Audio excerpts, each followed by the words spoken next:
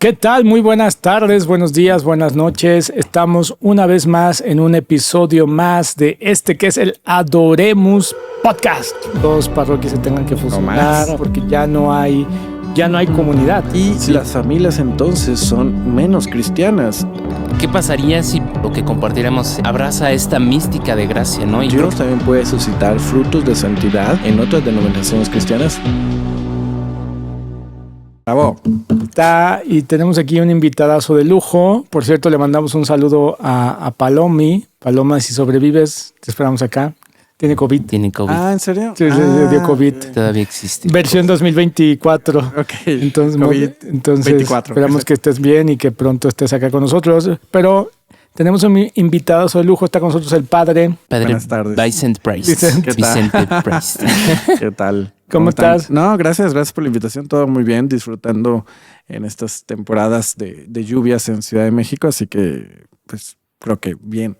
Que por cierto, Vicente está estrenándose como párroco de la Francesa. Son mis primeros actos. Venir a grabar este podcast es uno de mis primeros actos de párroco de la parroquia francesa, Ciudad de México.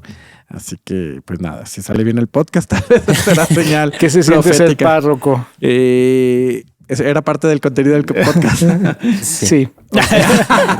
¿Qué se siente? Bueno, hay muchas cosas. Más que siento, yo creo que como la visualización que hago de todo, un poquito veo que, para empezar, bueno, sí, es una gran responsabilidad, una responsabilidad canónica, por así decirlo. Ya me tocó ahí acompañar, resolver, por así decirlo, algunos temas de matrimonios. De una pareja más bien. Y luego es una responsabilidad administrativa ante el gobierno mexicano. Hay que llevar las cosas, si hay contratos, hay servicios que pagar y cositas así. Y también hay una responsabilidad empresarial o administrativa con los colaboradores, porque pues finalmente son empleados que hay que cuidar, claro, alentar y sostener. O más bien, lo pongo así, y una responsabilidad pastoral. Pero finalmente es una palabra que estoy descubriendo, porque esta responsabilidad, estos 4 frentes, por así decirlo, sí es una responsabilidad de mi parte hacia estos frentes, pero también ellos son y se han sentido responsables frente a mí, y por eso me siento como muy respaldado. Entonces, como que es una responsabilidad muy respaldada, no sé si se puede decir así. Entonces, por un lado, yo digo que es impresionante en el sentido de la impresión. Si es grande el paquete, si es grande los frentes que hay que llevar, pero por otro lado, pues me siento respaldado, hay un gran equipo, los empleados, por ejemplo, pues ya son gente de muchísima confianza y de gran corazón y de gran generosidad. Entonces, bueno, por ese lado me siento tranquilo. Respaldado, te digo. Enhorabuena. Sí. Dinos la verdad, ese fue siempre el plan desde el inicio, ¿verdad? Porque cuando nosotros llegamos aquí, todavía no eras sacerdote. Exacto. Estabas ya, acabas de hacer tus votos, eras diácono o estabas por ordenarte. Sí, estabas ahí. No sé cuál era el plan de Dios, tal vez ustedes lo tenían más claro que yo. Lo que el padre Max no sabía. ¿Quién iba a acabar en su lugar? Lo que callamos las mujeres, lo que callamos los padres. No, bueno. Cuando era plena pandemia, en 2021, mi provincial, me dice, oye, ¿te gustaría ir a apoyar a Padre Miguel en la parroquia francesa en Ciudad de México? Ahorita está pasando. ¿Tú estabas en Monterrey? No, bueno, sí y no. Ajá. Después de Monterrey, en el enero 2021, la pandemia, pedí permiso a la congregación de hacer una experiencia diocesana en Cancún. Cancún no nada más es playas y hoteles, Cocobongo ni Xcaret. No, es el que estabas en el Cocobongo. En Cancún también hay parroquias, colonias, y hay familias que buscan sus parroquias para sus sacramentos y sus actividades. Entonces hice de enero a junio 2021 Y entonces ya, pido a la congregación regresar, terminar esta experiencia y me proponen entonces venir aquí a la parroquia francesa, me dice mi superior. ¿Qué te dejó esa experiencia, un año de Cancún? De pastoral en Cancún. Fíjate que algo muy impresionante, tal vez es la palabra que traigo ahorita en esta temporada, es que la gente responde mucho a lo que le des o lo que le propongas. A mí me sorprendió mucho y bueno, también es un contexto cultural muy particular. Por ejemplo, las misas más llenas en Cancún son domingo 7, 7:30 u 8 de la mañana. La gente va y busca esas misas. Ahora, es cierto, por un lado el calor y por otro lado es mucha gente que va a trabajar sí, claro. a los hoteles en domingo o en todo el área turística, restaurantera. Pero de manera general, tú propones algo simple y sencillo en una actividad parroquial y la gente responde. Era muy, muy impresionante. O sea, los ejercicios espirituales de Cuaresma estaban llenos con mucha sencillez. La gente va. O sea, hay una propuesta, voy a ir. Así de simple. Así de simple. Es como una mentalidad muy simple para eso que tiene la gente. Y eso me nutrió mucho. La gente como que es muy respondedora, por así decirlo. Es muy comprometida con eso, con cosas simples y bonito. Esa fue una experiencia muy impresionante. Así que yo creo que le doy gracias a Dios de esto. Y bueno, a pesar de que era pandemia todavía. Estábamos entre que sí, semáforo naranja, semáforo amarillo, semáforo rojo, y luego otra vez naranja, y luego verde, y luego otra vez amarillo. Entonces, bueno, eran estas temporadas. Y entonces, bueno, me dice mi provincial de la época que si me gustaría venir a Ciudad de México a apoyar a Padre Miguel, que ahorita en este momento se siente, quisiera él tener un hermano que lo apoye, un hermano. Y me dijeron, bueno, que mejor como diácono. Yo, sí, sin problema. Y bien chistoso porque cuando le dije a mi familia, me dijeron, claro, vete a ese lugar que puedes salir a correr a las 3 de la tarde y no hace tanto calor. O sea, Ciudad de México. Hay que saber que yo soy de Monterrey, entonces por eso mi familia como que tiene este aprecio por la Ciudad de México por el fresco de las tardes. Que Monterrey y el purgatorio son muy similares. Exacto, o sea, no sabe uno cuál es cuál. Que el bochorno, cuando llueve uno dice, por fin, y en realidad es peor. Salió peor. Exacto. Entonces sí, llegué en junio 2021, todavía igual. Pandemia, no pandemia, semáforo verde, amarillo, azul, naranja, rojo, escarlata, no salgan. Y bueno, pues sí, me fui integrando poco a poco en los trabajos de la parroquia, y desde ahí yo creo que empecé a sentir ese respaldo. Como que me tocó respaldar a Padre Miguel, apoyarlo en las celebraciones, y eso fue lo que me ayudó pues a conocer el trabajo de la parroquia, a conocer de fondo, del interior, y con cosas muy simples, desde surtir, no sé, papel higiénico, hasta hacer una celebración como una boda, una misa. Bueno, en aquella época era diácono, entonces algunas celebraciones de la palabra. Y bueno, pues eso fue. Entonces ya no. Viene el proceso de la ordenación sacerdotal, y desde que empezó el proceso yo dije, es claro que mi ordenación va a ser aquí, en la parroquia francesa, o sea, no hay duda. Pude haber pedido a la congregación otro lugar o algún santuario o algo así, y dije, no, va a ser aquí con mi familia. O sea, muy rápido me sentí en casa, muy rápido me sentí en familia. Así que...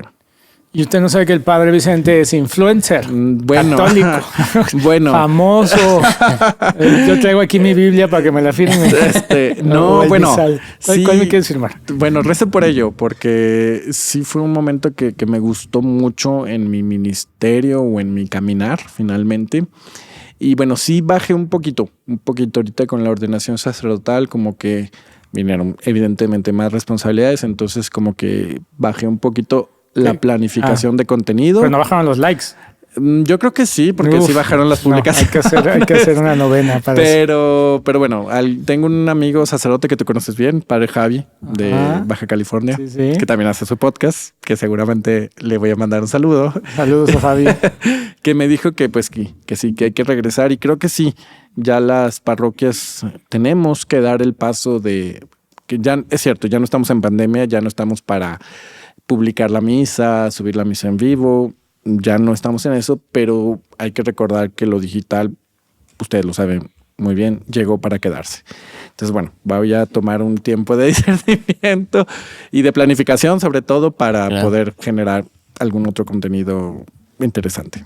Sí, y más allá como de eso, o sea, que siento que a lo mejor, ¿qué sientes que fue lo que ha cambiado como tu perspectiva dentro de tu proceso de llegar a la parroquia francesa? No sé si sabías más o menos en qué, o sea, en qué estaba, cómo ha transformado como tu perspectiva en cuanto a muchas cosas, ¿no? Desde nueva evangelización, Alfa, estos eventos que hemos tenido en la parroquia donde se invitan a pastores, una perspectiva así. O sea, ¿cómo ha sido ese proceso tuyo, pues? Bueno, interesante pregunta.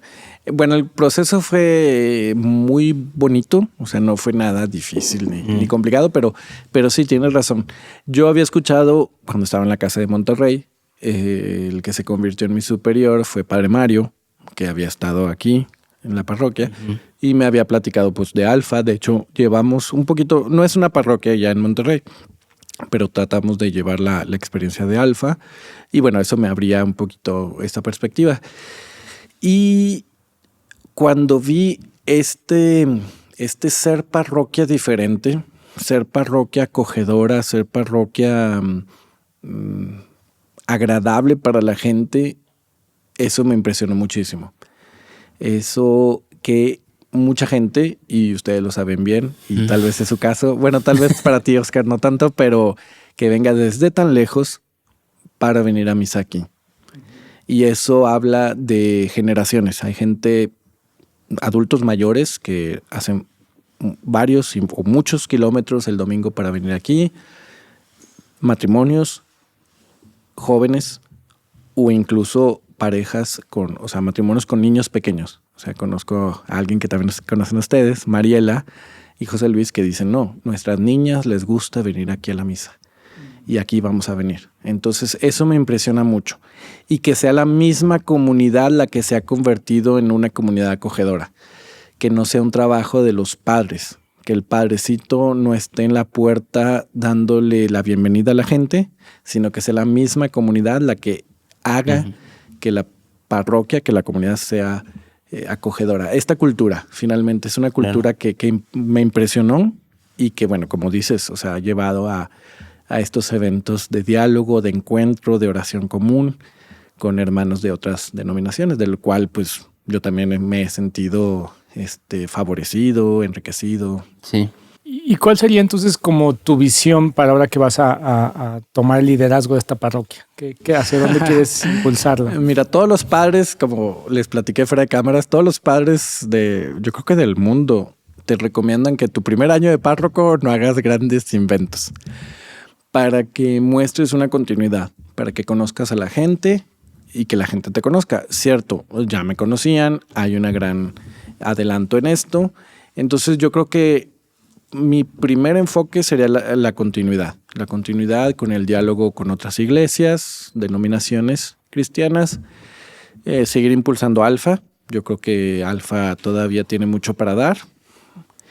Y bueno, una cosita que me tiene en el corazón son las parejas. Yo creo que esta parroquia tiene un gran pilar dentro de sus actividades, grupos y ministerios en la familia. Familia, parejas, novios, parejas de divorciados vueltos a casar, parejas en situaciones complicadas, parejas cuyos niños están todo lo que gira alrededor de la pareja y de la familia. Creo que eso sería un punto de trabajo importante y urgente. Que por eso esta parroquia hizo algo que a mí que aunque pasó desapercibido, que probablemente entre los ministerios de parejas en otras parroquias hace un cambio abismal, porque casi todas las parroquias hay ministerios de matrimonios. Sí.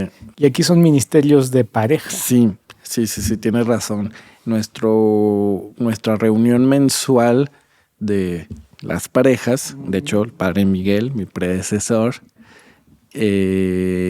cambió el nombre, que no sea grupo de matrimonios, sino grupos de parejas. ¿Por qué? Porque muchos se sentían excluidos ya con el mismo nombre, de que decían, no, padre, yo no puedo venir porque no estoy casado por la iglesia. Pero era un tema muy humano, por ejemplo, comunicación, educación de los hijos, finanzas en parejas, perdón en parejas. Son cosas que, aunque no tengas el sacramento, pues lo vives o te toca vivirlo por la negativa. Entonces más vale formar y también apoyar a estas parejas. Entonces por eso se abrió y tratamos de cambiarle la cultura un poquito a este grupo. Y finalmente, una vez más, en el mismo grupo son las parejas las que son acogedoras de otras parejas. ¿Y cómo eso impacta? Porque fíjate, justo lo que estás hablando, creo que lo importante que muchas parroquias no han entendido es ese cambio entre ser una parroquia, mera mecánica, a ser una comunidad. Sí. De hecho, hay algo que nos dimos cuenta tarde. Aparecida, cuando Benedicto XVI visita Brasil y que lanza el trabajo de evangelización, de reflexión sobre la evangelización a los obispos, y que un obispo de las mesas principales era Jorge Mario Bergoglio, cardenal de Buenos Aires, alias que después se convertiría exactamente en el futuro Francisco. Es pasar de, como dices, de parroquias de mantenimiento a parroquias evangelizadoras. Parroquias de mantenimiento, muchísimas, todas. ¿A qué me refiero con esto? Es con dar lo básico y lo esencial, pero no más. 2 misas diarias, matrimonios, bautismos, y el domingo tal vez 7 u 9 misas entre la parroquia principal y las capillas.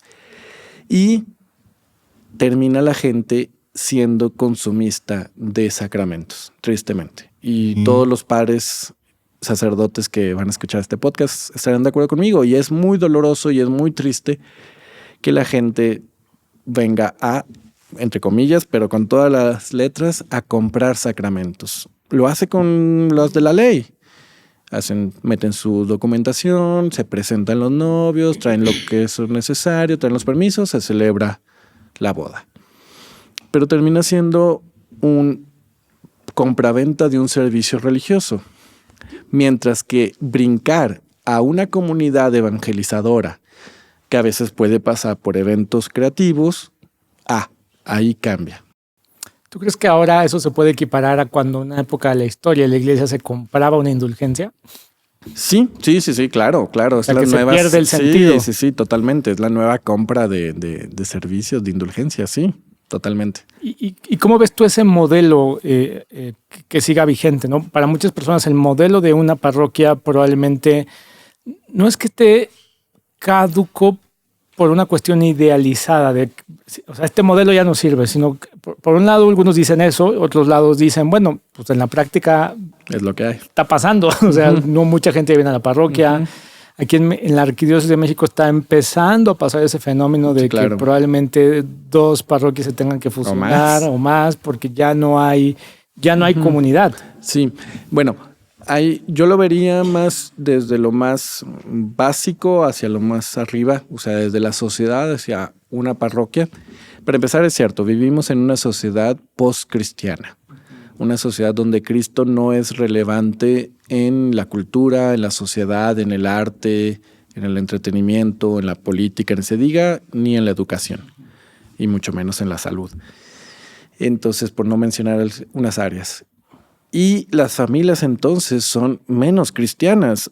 Cada vez pasa más en las parroquias muchachos de 18, 20 años que nunca los bautizaron, porque los papás nunca vieron la necesidad y ni siquiera les pasó por la cabeza. Entonces eso. Y número 2, o algo que va a llevar de la mano, que está conectado, es que van a faltar sacerdotes que celebren sacramentos. Entonces, a la falta de vocaciones se le puede explicar por una falta de sociedad cristiana y, lo que es peor, de familias cristianas. ¿Cuál sería entonces como ¿cómo responder a esta interrogante? Sí, es cierto que las parroquias para eso están, para celebrar sacramentos. Yo me ordené sacerdote para celebrar los sacramentos y lo hago con gusto. Claro. Y lo hago con gusto.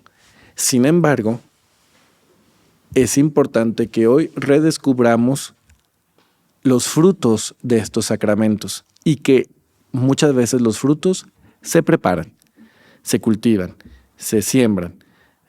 Miren, y a mí es algo que me ayudó bastante y fue reciente. En la teología clásica sacramental se habla de forma y materia. Por ejemplo, ¿cuál es la materia del sacramento del bautismo? El agua. ¿Cuál es la fórmula o la forma? Las palabras. Yo te bautizo en el nombre del Padre. Y en todos los sacramentos hay algo así. Okay. Pero ahora hay que agregarle fruto. Es decir, que puedo bautizar a un niño, puedo estar con la pareja, los papás y con los padrinos y con la familia. Y uno a veces se pregunta, ¿hubo materia? Sí. ¿Hubo forma? Sí. ¿Hubo fruto? Ahí sí. Dios pueda un día sacar de este muchachito, de este bebé que bauticé. El fruto fue una pachanga o algo así después del sacramento, ¿no? Exacto. Una borrachera. Una borrachera. Ahora apliquémoslo en los sacramentos de diario, confesión y la Santa Misa. Mucha gente viene a misa, el sacerdote tuvo las fórmulas, las palabras, hubo pan, hubo vino, hubo agua, estuvo Jesús, la Eucaristía estuvo presente y uno se pregunta, ¿hubo frutos en la comunidad? ¿Todos los que comulgaron tuvieron su fruto? Es cierto, por otro lado, no lo puedes juzgar, claro. Pero por otro lado sí. Hay un puntito donde sí puedes juzgar. Y yo creo que eso explicaría uno de los frutos de los sacramentos es la evangelización. Un bautizado está bautizado para evangelizar un día. Ok, un bebé no, pero su familia sí. Un niño que hace su confirmación es para ser apóstol, es para ser mártir, es para salir a evangelizar. ¿Hubo este fruto? Las catequistas que vienen a misa el domingo, el fruto de recibir su comunión cada domingo, ¿las impulsa a llevar el catecismo a otro nivel? Entonces hubo un fruto. Y entonces, ¿cómo conciliar el tema de... que muchas personas dicen, justo hace 8 en el podcast pasado hablábamos de estas verdades incómodas, ¿no? De en qué punto la vida sacramental ya no es suficiente. O sea, antes era el medio de evangelización. Hoy tenemos que entender que probablemente no es el medio, pero sí puede ser un medio de crecimiento de la vida cristiana que rinde frutos. Sí, son las dos. Mira, los sacramentos a veces sí prefieres postergarlos para que haya un fruto. Y pasa, a veces le dices, ustedes novios los quiero mucho, pero vamos a esperarnos. Vamos a esperarnos 2 años para que se conozcan mejor. Vengan mientras al grupo de parejas. Exactamente. Entonces le dices, vengan al grupo de parejas, frecuenten los sacramentos como solteros y demás. Y entonces el fruto va a poder llegar. Después, no puedes en todo postergar sacramentos. Es decir, si una señora viene a confesarse, no le puedes decir, no señora, no la confieso. Es este discernimiento constante y particular con cada uno de los sacramentos. Pero, en mi juicio, como sacerdote y como párroco, tu parroquia tiene que tener una vida sacramental activa, pero por otro lado tienes que tener encuentros, vamos a decirlo así, presacramentales, que a veces es un concierto, a veces es un alfa, a veces es un momento de avivamiento, a veces es un rosario para las señoras, a veces es, no sé, una película, cine debate para los muchachitos, y eso entonces hay que trabajarlo y ser creativos en eso. Y eso es la evangelización. Es cierto, no puedo llegar, a lo mejor los españoles lo hicieron en otro contexto, no puedo llegar y bautizar a todos sin discernimiento. Pasen, hagan fila. Pero por otro lado, tampoco puedo decir cuando estén preparados, porque nunca estaremos preparados 100% para un sacramento. Sí, creo que es esa parte del crear el entorno fértil para que precisamente se den esos frutos, ¿no? O sea, totalmente. Y hemos hablado un poco de eso, ¿no? Como antes funcionaba eso, que por tradición o por lo que sea, en la familia era muy común, ¿no? De que se transmitía así Sí. la fe y había a lo mejor un acompañamiento familiar, ¿no? Dentro. Totalmente. Un entorno que favorecía, un clima familiar que favorecía el bautismo del nuevo bebé. Exacto, y creo que es como ese reto, a lo mejor también como párroco lo has visto, ¿no? Crear una cultura o una comunidad Exacto. donde esto sea fértil, ¿no? Totalmente. Pero ¿en qué punto no estamos como iglesia tratando de perpetuar un modelo, un sistema, ¿no? En donde todo, o sea, lo entendemos y yo entiendo perfecto cómo está estructurado, en donde la vida sacramental en una parroquia es tanto el inicio, el crecimiento y puede llegar hasta el culmen de la vida cristiana, ¿no? En torno a la Eucaristía, en la vida cristiana, ¿no? Y eso, pues, como en muchas cosas en el mundo, en la teoría, eso es la teoría, ¿no? Y nos aferramos a que así debe ser la teoría. Pero mira, la imagen que me viene a mí a la mente es como alguien que está aventando semillas a diestra y siniestra. Exacto. Y a ver cuál germina, ¿no? Exacto. A ver cuál da fruto. Sí. Pero ¿y en qué cierto sentido no podemos controlar cosas como más, oye, deja de aventar semillas, ahí no hay, ni siquiera hay tierra. O sea, ¿me explico? Sí. O no las avientes en esta época, las avientes en la mañana o mejor en la noche, o dejamos de aventar semillas y mejor planifiquemos. ¿Me explico? Totalmente, como totalmente. Como esta situación más de... Porque siempre le encontramos una justificación, inclusive teológica, a por qué seguimos haciendo las cosas como las hemos hecho. Yo creo que y hemos caído en este pecado y muchos hermanos sacerdotes han tenido esta deficiencia, es que la evangelización también se evalúa. Cierto, con criterios divinos, con criterios de Cristo, con criterios bíblicos, para decirlo así. Pero hemos tenido miedo como sacerdotes de sentarnos y de decir, esto está funcionando, sí, no, cómo mejor, qué tengo que evitar, qué estrategia. Y aquí es donde el liderazgo empresarial, por ponerle un nombre, nos ha ayudado. Y a lo mejor el pastor, el párroco, los sacerdotes que dan este brinco cultural, primero para ellos en su corazón, la parroquia entonces se podrá abrir a cambiar el modelo.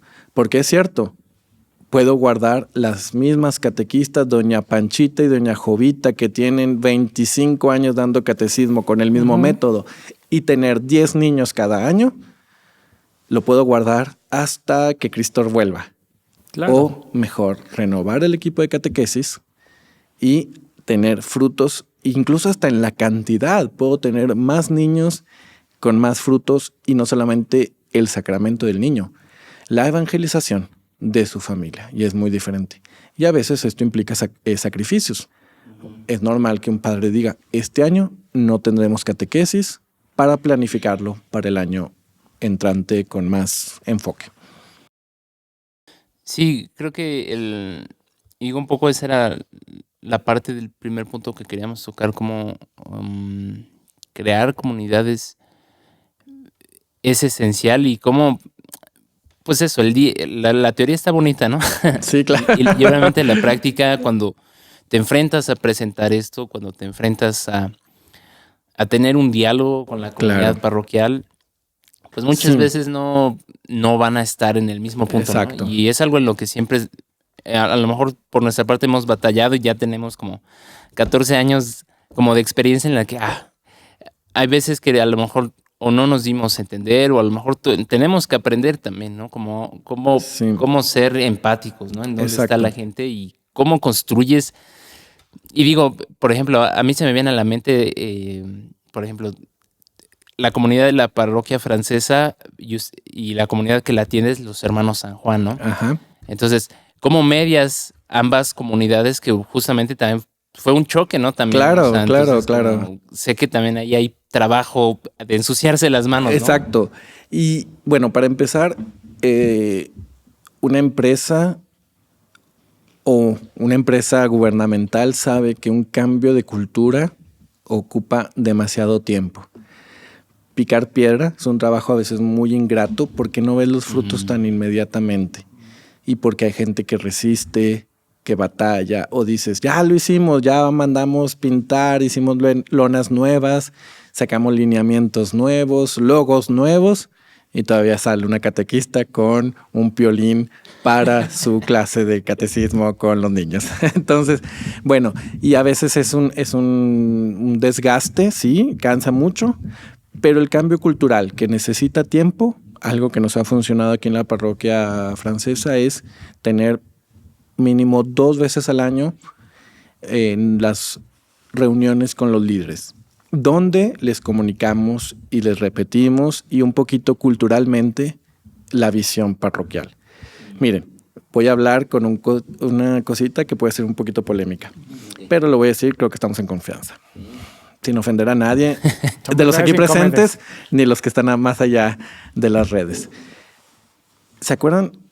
Bueno, la palabra fifí y chairo tiene 6 años de existencia. Claro. Bueno, 8 si quieren. No era relevante cultural, ¿no? Exacto. Pero nos lo repitieron tanto que hoy ya es nuestra cultura.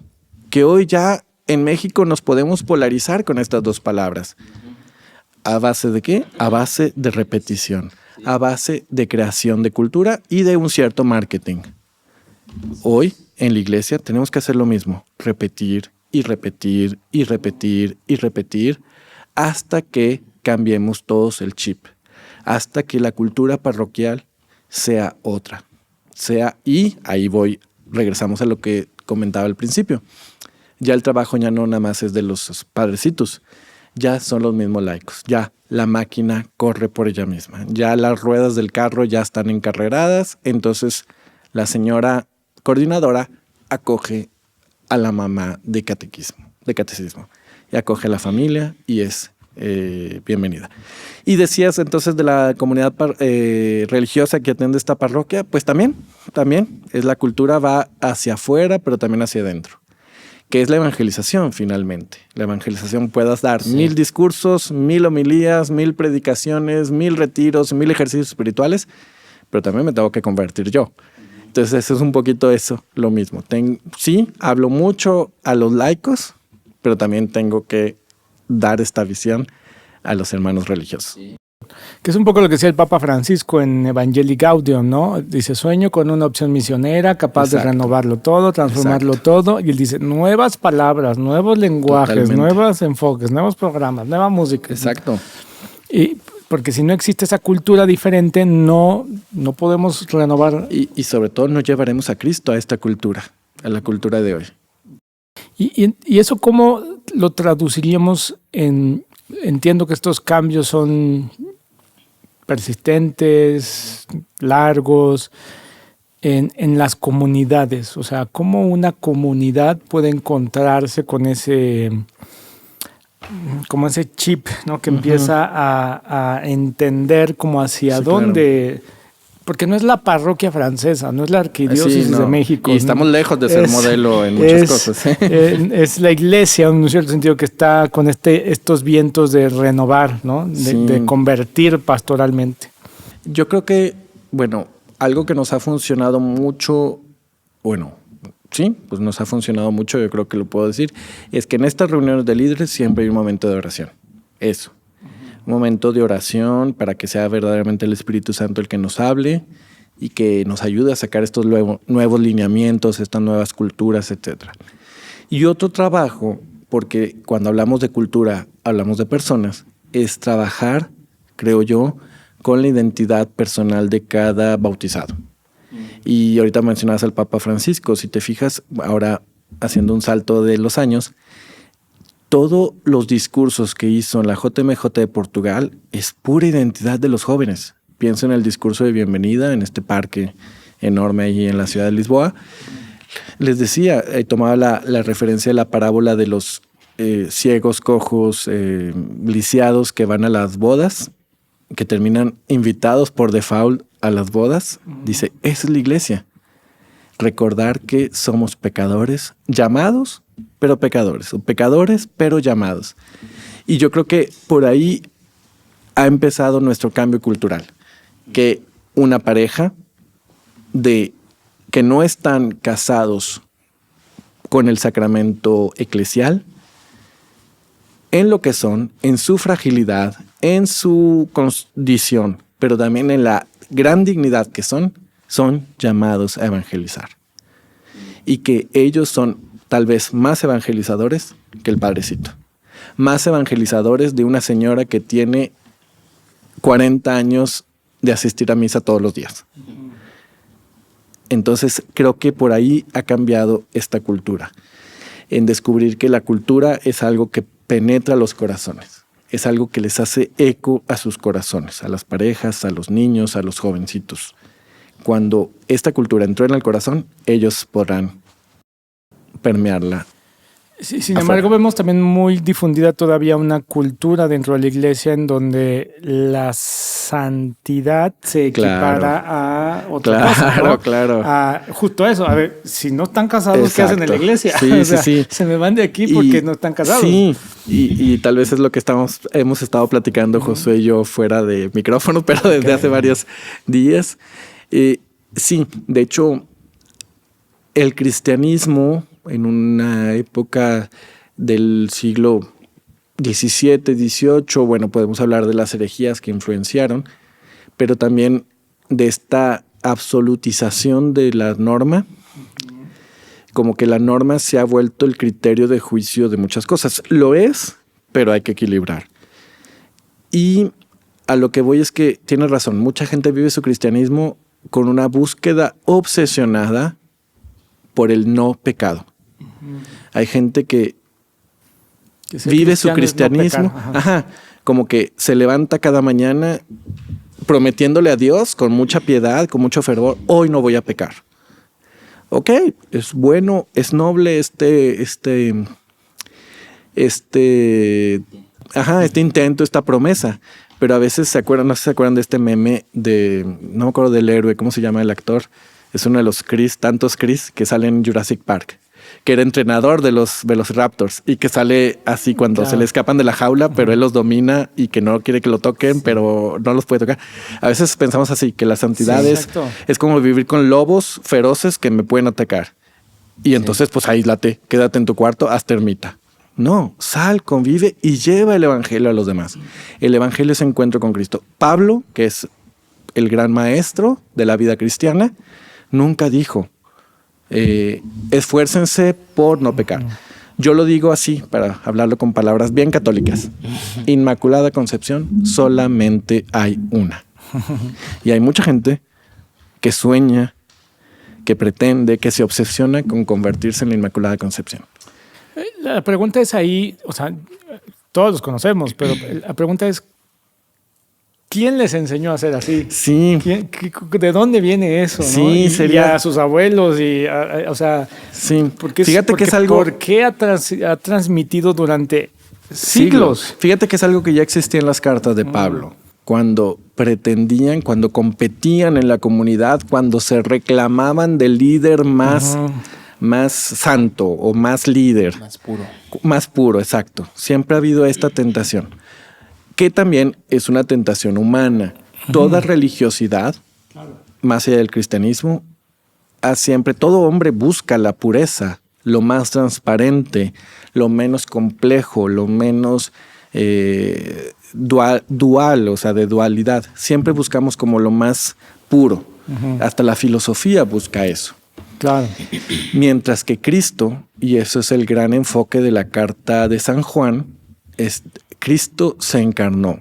Nosotros lo tocamos, nosotros lo vimos, nosotros lo escuchamos, pero lo transmitimos para que ustedes tengan la misma experiencia.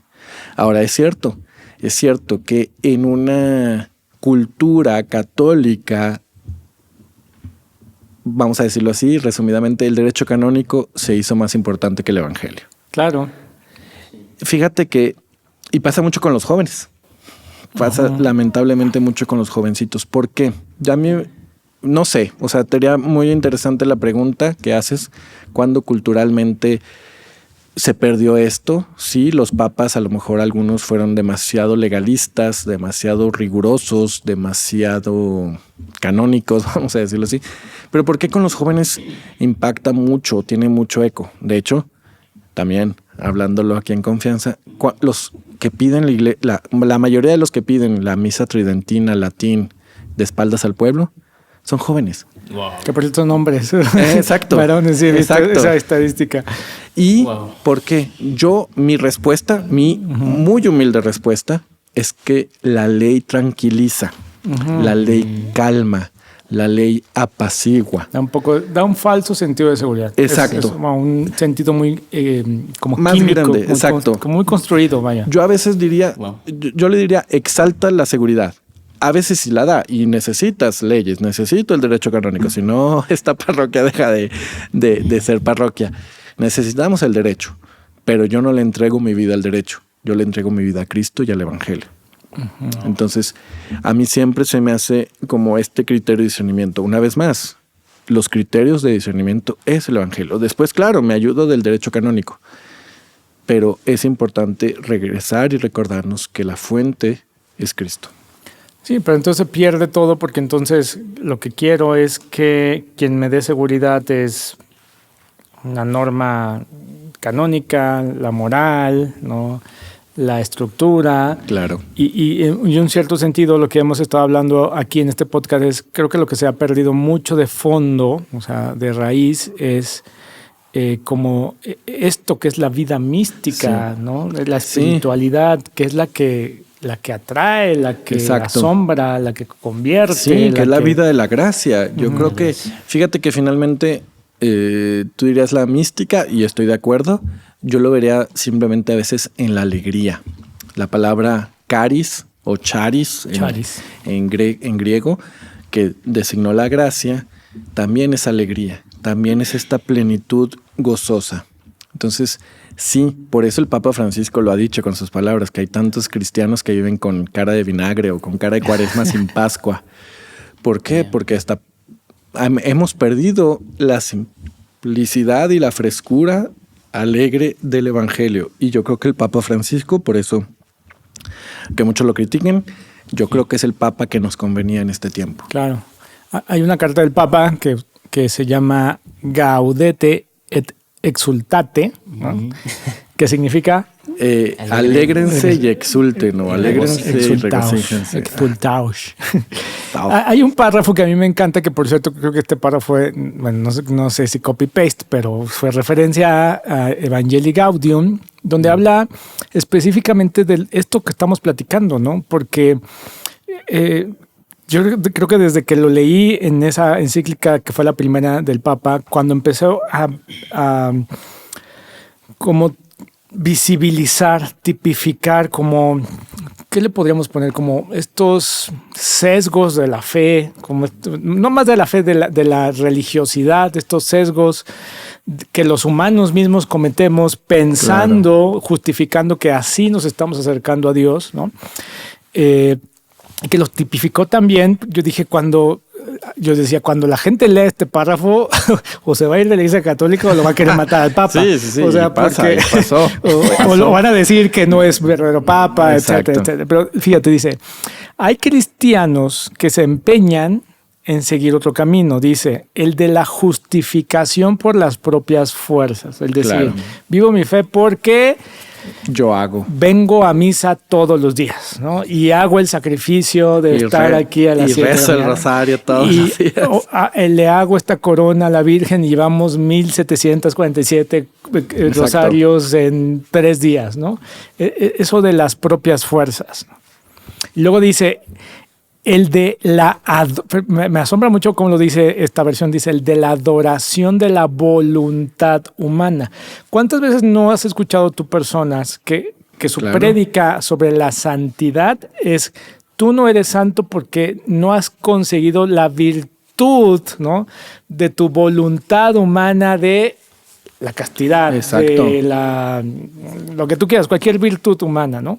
Pero se exacerba y lo que se adora es esa voluntad que está en todos los seres humanos. Y fíjate que fue una de mis primeras experiencias en estos años de sacerdote, es que lamentablemente, y volvemos a lo mismo de forma, materia y fruto, mucha gente se confiesa para lavarse el pecado. Y lo es, pero no viene a encontrarse con Cristo. Sacramento igual encuentro con Cristo. Cualquiera de los 7. Sí. Para él y para la familia. Bueno, de la confesión, claro, hagámoslo en privado, pero hay gente que no viene a encontrarse con Cristo, que no viene a buscar el abrazo de su papá como el papá abrazó al muchacho hijo pródigo. Claro, viene por la idea de vengo a confesarme para y a tranquilizar la conciencia. Y que porque vine por mi voluntad. Ahora, ¿no? es mejor eso. Y eso puede ser una puerta de entrada a un fruto espiritual y finalmente en una futura confesión encontrarse con Cristo. Es mejor eso, pero también es una como advertencia que nos dice, no es por ahí, claro, hijo. Claro. O sea, yo me acuerdo mucho, hay algunas corrientes dentro de la iglesia que es muy así, ¿no? Por ejemplo, si me invitan a predicar, entonces yo lo que tengo que hacer para predicar bien es someterme a 40 días de ayuno, ¿no? Exacto. Y en mis fuerzas luchar contra la tentación de comer. Y entonces antes de llegar me tengo que poner sal exorcizada y agua bendita y haber hecho muchas cosas que es como la vanagloria. Para mí me llama la atención con lo del Papa, es una adoración. De la voluntad. Que es idolatría. Es una autoadoración. Sí. O sea, de yo puedo lograrlo para que entonces Dios sí venga y entonces cuando pasan enfrente me ponen así la mano para poder orar. O sea, hay toda una dinámica. Cuando yo escucho ese tipo de cosas, siempre mi pregunta es, ¿cómo, más que advertir, cómo enseñar, cómo instruir, cómo mostrar? Porque a alguien que cree, en alguna época de mi vida yo creía que eso era adecuado, ¿no? Claro. Pero alguien que cree eso y que tú le hablas de ese tipo de cosas, probablemente se sienta ofendido, se sienta, ¿quién eres tú para criticar mi forma de juzgar? Sin embargo, cuando esto lo vemos plasmado en una exhortación apostólica, que inclusive el Papa dice, esto es una vieja herejía, ¿no? Que se Totalmente. El pelagianismo, dice, el nuevo pelagianismo. Que es el salvarse por los esfuerzos. El salvarse por sus propias fuerzas. Y creo que ahí entra el reto, y creo que más bien es ahí pues no sé, el trabajo, como decías, ¿no? Muchas veces se predica que domines tu voluntad, ¿no? Pero, ¿qué pasaría si lo que predicáramos o lo que compartiéramos abraza esta mística de gracia, ¿no? Y creo que ese es el reto, ¿no? Muchas veces es difícil, ¿no? Es difícil entender que eres perdonado, exacto, que no requieres hacer nada por recibir esto. Es cierto, las prácticas siguen vigentes y seguirán vigentes hasta el fin de los tiempos. Mira, para mí el criterio es eso, y a veces me preguntan, padre, incluso también piden permiso, padre, ¿me da permiso de ayunar? Padre, ¿me da permiso de esto? Padre, ¿me da permiso del otro? Y para mí el criterio es revolverle la pregunta. ¿Eso te va a ayudar a encontrarte con Cristo? Entonces no lo hagas. Yo sí creo en el ayuno que te encuentra con Cristo. Yo sí creo en 3 días de no redes sociales. Yo sí creo en las cuaresmas. Pero que encuentre a un Cristo vivo. Si no, pues es un ayuno intermitente, es un entrenamiento de la voluntad, es un crecimiento de hábitos positivos, pero eso no es cristianismo. Entonces, para mí ese es el criterio. Hacer ayuno, el ayuno de Daniel, o el ayuno de redes, o el ayuno de café, de coca, ¿eso te va a ayudar a encontrarte con Cristo? Eso lo puedes donar a una iglesia, a una comunidad, a un pobre, adelante, dale. Si no, evítalo. O busca otro tipo de práctica. Sí, es como esta, y en esa carta hay una parte en la que Francisco habla del discernimiento, ¿no? Y justamente que creo que es algo que en teoría, o tengo entendido que es algo que es propio también mucho de la Iglesia Católica, sí, claro, ¿no? Buscar procesos de discernimiento. Y creo que esos procesos de discernimiento es entender que es una relación personal, ¿no? Totalmente. Y es como toda, o sea, como entender que Dios es una persona con la que puedes tener una interacción. Y no estoy tratando de decir como de, pues tú bajo tu criterio, ¿no? Discernimiento con el Espíritu Santo, ¿no? Y ahí es donde entra mucho y creo que fue algo muy bonito que vivimos aquí, que tuviéramos un retiro del Espíritu Santo aquí en la parroquia, porque es muy necesario entender cómo habla Dios por medio de su Espíritu, cómo es que Él trae esas convicciones y no condenaciones, ¿no? Y creo que esa es la diferencia entre si estás caminando un camino de gracia o un camino bajo tus obras y bajo tus logros o tus logros puristas, ¿no? Sí, O sea, y que una vez más, o sea, yo no creo que San Pedro lleve un sistema operativo, una base de datos perfecta como, bueno, y más ahora que vimos que la de Microsoft no es perfecta, no nos va a contar cuántas misas fuimos. Exacto. Por ejemplo, yo como sacerdote, el criterio es eso. La misa me hace que mi comunidad se encuentre con Cristo, hace que yo me encuentre con Cristo. Entonces tiene un fruto. Esas sí me las va a contar San Pedro, por decirlo así. No me va a contar la cantidad. Y sí, es una purificación. Ahora, a lo mejor regresando a la pregunta de hace rato, Rivas, es como que hay dos cosas, y es mucho la cultura mexicana. Somos flojitos incluso hasta para discernir. Sí. Queremos que nos den, como dicen en mi rancho, o peladito en la boca. O sea, como que padre, dígame qué hago. Uh-huh. Y eso no es la vida cristiana. La vida cristiana no justifica tu inmadurez o tu infantilismo. Y tú lo sabes bien. Claro. Una persona que se encierra en su infantilismo no puede crecer. Pero volvemos a lo mismo, es un poquito como este sistema que nos tocó recibir a nosotros, ¿no? Como cristianos que nacimos en esta época. Y en ¿no? este país, en esta cultura. En esta era, y que empezamos a descubrir y nos empezamos a dar cuenta y a asombrar un poco, ¿no? Pero este sistema en el que justo produce cristianos niños, no adultos. Sí, ¿no? Sí. Un niño que va y le dice, oye, dime qué hago. Uh-huh. Y cuando el cristiano maduro es al revés, es el que tiene la capacidad de no necesito al Padre para que me diga, ve y dile a Dios qué tienes que hacer. No. Mi madurez me lleva, vengo a ver a Dios, vengo Exacto. a orar con Dios, estoy con Dios. Probablemente ni siquiera necesite venir al templo, pero sí, exacto. Fruto de escuchar y de escuchar y de escuchar hay un crecimiento, y es ahí en ese crecimiento donde ahora sí necesita un director espiritual. Pero es muy diferente a alguien que te diga, Padre, dime qué hago. Y que, exacto, que la dirección espiritual, y pudiera ser la ocasión de otro episodio, digo, conmigo o con cualquier otro, a lo mejor no soy el mejor director espiritual, no justifica nunca la pereza espiritual, ni humana. Y sobre todo, un director espiritual, un buen director espiritual jamás te va a decir qué tienes que hacer. Jamás. Y si no, tú también lo hemos platicado, Rivas, en un congreso hace un año, más o menos por estas fechas, estos famosos abusos espirituales que se dieron mucho en el caso de comunidades religiosas femeninas y masculinas, donde el superior le decía a la hermana lo que tenía que hacer, y se convirtió en un abuso espiritual, un abuso religioso, y que causa graves traumas, graves daños en la persona, en la familia de la hermana religiosa, en la comunidad y en la iglesia en general.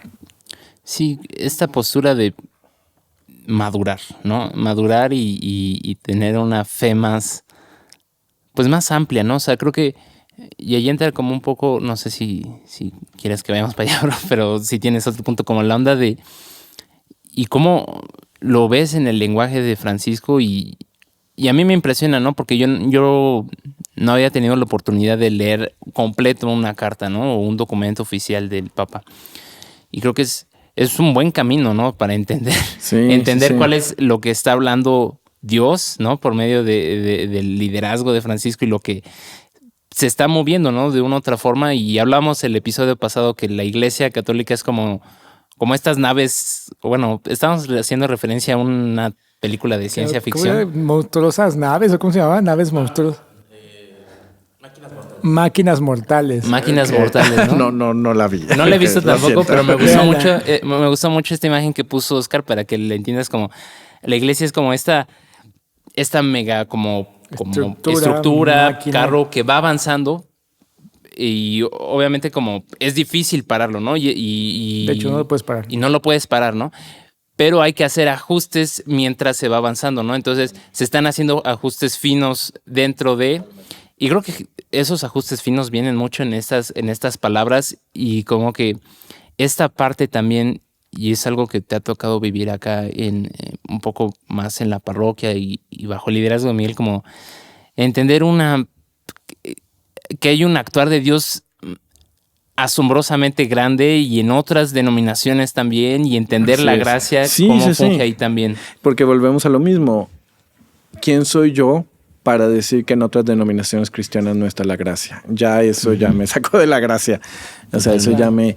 No, Dios también puede suscitar frutos de santidad en otras denominaciones cristianas, o vamos a decirlo más católicamente, en comunidades que no se rigen bajo el derecho canónico. Claro. Entonces, y estar atentos, abiertos a dialogar y a aprender y a caminar juntos. Ojalá y un día todos celebremos al mismo Señor en una misma liturgia. Claro, hay que tender a eso y yo en particular lo busco. Pero mientras, oremos juntos. Mientras, el ecumenismo es en la oración, no en el juicio. Y eso es la grandeza de la gracia, que la gracia, vaya, lo digo así, Dios no está bajo el derecho canónico.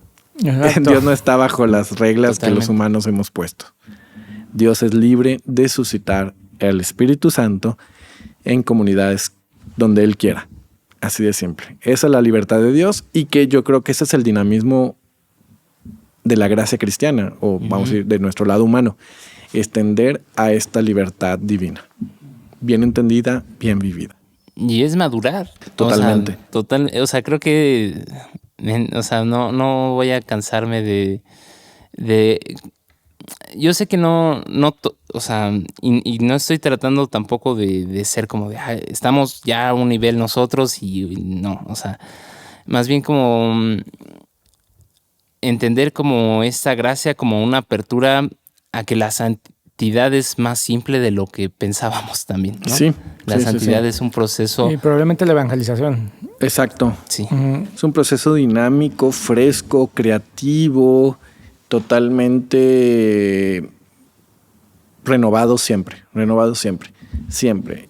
¿Cómo verías tú entonces tu parroquia, la parroquia francesa, en los siguientes 6 años, 7 años? ¿Qué quisieras ver al final? Con todo esto que hemos platicado. Ajá, más bien sí. Fíjate que la palabra soñar, tal vez por esa cultura extracatólica formal, le tuve mucho miedo a esta palabra, soñar. También un poquito por mi cultura de comunidad religiosa, que no es una palabra muy francesa, el soñar, la cultura francesa. Bueno, viví 8 años de mi vida allá en la formación. Entonces como que los sueños no existen. Entonces a esa palabra le tienen mucha alergia. Bueno, respeto la cultura. Pero bueno, todo esto parece que lo estoy tratando de integrar. Sí. A ver, entonces, ¿qué sueño con la parroquia francesa? Bueno, ya lo he expresado en este tipo de mesas, con este tipo de personas. No, con ustedes. Bueno, sí sueño más alabanza, una alabanza simple. No necesariamente una alabanza, una asamblea carismática Con cada luces, 8 días, ni con grandes manifestaciones carismáticas del Espíritu, no, pero que sea una comunidad que alaba, que alabanza y adoración se conviertan en sinónimos o en una Praise and dinámica, ahora sí que en un círculo virtuoso. Wow. Eso sueño. Y que sea también una comunidad evangelizadora. Creo que nos falta muchísimo que la comunidad siga siendo más evangelizadora, que todavía muchos líderes, por 1000 cuestiones que se respetan también los procesos personales, a muchos líderes les falta todavía el recordarse que están llamados a evangelizar. Eso creo que pudiéramos ser como mis dos sueños. Un salir y atraer por la alabanza. Exacto, wow. Qué hermoso. Me hiciste acordar mucho, justo Adoremos ahora está hablando de la iglesia que soñamos, probablemente ahora tengamos que hablar de la parroquia que soñamos, sí, ¿no? Sí. Pero justo el libro de los Hechos habla, ¿no? En referencia a Joel, de los hijos y las hijas profetizarán, los jóvenes verán visiones, pero dice, y los ancianos tendrán sueños. ¿Qué significa? El sueño da vida. El sueño da vida. Sí. Y en un cierto sentido, en una época en la que parecería que la iglesia está muy ancianificada. Necesitamos soñar, necesitamos más vida, necesitamos tener esos sueños, ¿no? Dios habla en sueños, ¿no? Sí. Y hay una dinámica en el cerebro de las personas cuando sueñan y qué bonito poder recuperar eso de hacia dónde estamos soñando, ¿no? Sí. Por eso el Papa Francisco dice, sueño con una iglesia capaz de renovarlo todo. Pues creo que para mí ha sido algo como muy gratificante escucharte, bro. Gracias. Como toda esa, como decían, ¿no? Los sueños, todo lo que creemos que Dios ha estado dándonos el codo como para captar, ¿no? Y verlo en escucharlo en tus palabras, verlo en tu forma de asimilarlo. O sea, creo que a mí me da mucha como alegría, ¿no? Mucha esperanza y honro mucho como toda esta apertura, ¿no? Que has tenido, ¿no? Y gracias por eso. ¿No? Y de hecho, yo creo que esa evangelización para mí de los sueños, o quitarle la alergia a esta palabra, ha venido por este proceso de mi inserción o mi inmersión en la parroquia, porque tal vez cuando esto que decías, es que ya se veía venir que tú fueras el párroco, yo creo que fue el sueño de muchos antes de ser el mío. Claro. Como que cuando me vieron, mucha gente así lo sintió, y yo en la vida, y tal vez un poquito hasta Dios me privó de esta visión para que salga de ustedes, para que salga de los laicos, para que salga de la gente, para que salga de los líderes. Como que yo simplemente vine a servir. Vine a servir y ustedes los laicos vieron algo más. Yo vine a talachear. Yo vine, si era barrer, era barrer. Si era sacar basura, era sacar basura. Si era abrir a las 7:50 para la misa de 8, era hacerlo. Exacto. Y ustedes lo vieron. Y yo creo que eso le agradezco a todos los que van a ver este podcast y eso ver es los un videos. poco el crecimiento, eso es un poco la madurez. Enamorarte del sueño de Dios y descubrir cuál es el sueño de Dios para mi vida, cuál es el sueño de Dios en la iglesia, para este mundo, y cómo yo puedo participar de ese sueño que tiene Dios para la humanidad, ¿no? Y Dios nos enamora de su sueño. Exacto, y eso es lo bonito, que tal vez nosotros los hermanos y los padres estamos de paso, pero la parroquia, que son los laicos, sueña para ellos mismos. Exacto. Y tal vez me soñaron, y eso es lo que, digo, tal vez por un lado sí está pesado la mochila, la responsabilidad, pero otro lado soy el sueño de muchos laicos. Lo digo con humildad, lo digo con sencillez, y al contrario, lo digo con mucho amor y honor, que los laicos sueñan con padres, con sacerdotes, soñadores o evangelizadores o amantes de esta vida de la gracia, de esta vida de santidad. Así que gracias por la invitación, y yo también gracias por ayudarme a darle palabras a este sueño. Listo, pues muchas gracias por estar aquí. No, gracias a ustedes. Nuestra oración por tu trabajo. Por favor. Y esperamos tenerte aquí más episodios. No, gracias. Ya que estamos en tu casa, por cierto. Al párroco Vicente de la parroquia Francesa. Gracias. Muchas gracias. Nos vemos. Hasta pronto. Gracias. Bye.